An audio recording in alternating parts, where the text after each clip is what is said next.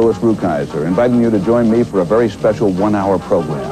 Louis Rukeyser's 1987 Investment Guide. If you've yearned to get started in investing, but weren't sure how, this is the program for you.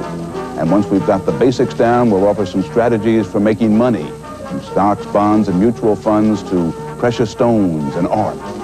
Come join us. Tomorrow at 8:30, underwritten on WQED by Mellon Bank. The U.S. Army decides to rehabilitate an Okinawan village in Tea House of the August Moon, here on WQED 13. Captain Fisby is in charge, or is he?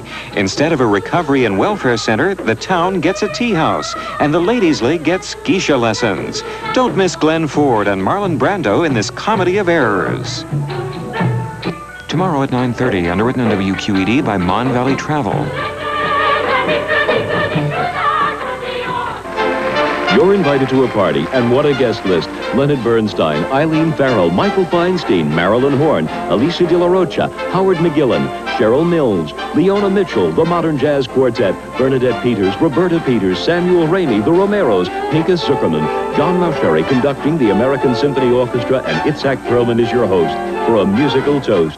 When it comes to entertainment, the stars shine on public television. A musical toast. The stars shine on public TV Sunday at 8.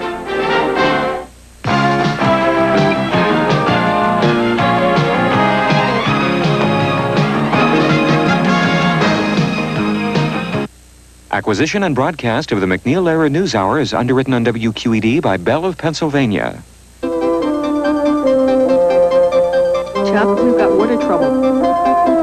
The MacNeil Lehrer News Hour on WQED is brought to you tonight by Bell of Pennsylvania. Whenever you need us, we'll be there.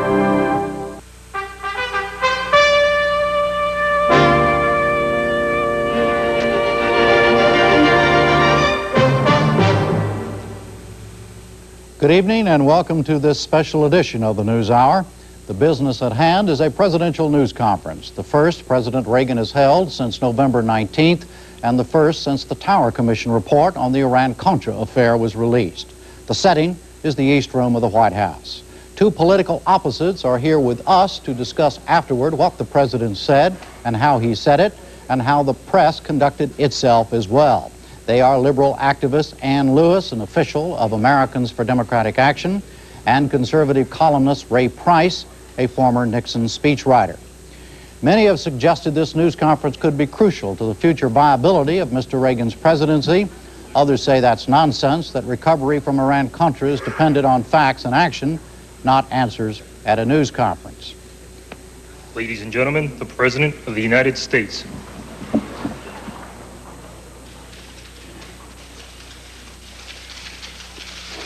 Good evening.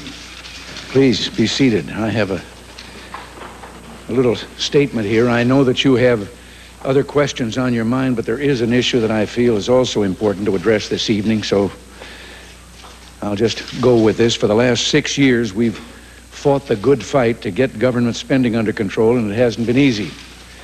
And as we've begun to rein in federal spending, we've been able to bring taxes down and subdue the monster of inflation. Our combined program of tax cuts, deregulation, and spending cuts is working. In fact, it's working miracles. But now, even before Congress has drawn up their budget, some there are saying that they want to back away from our commitment to Graham-Rudman-Hollings. Some are even saying they want to raise taxes again on the American people. Well, I'm sorry, but that just isn't going to happen. The American people worked long and hard to cut tax rates and win tax reform. And my pledge to veto any tax rate increase remains rock solid. It's time Congress cut the federal budget and left the family budget alone.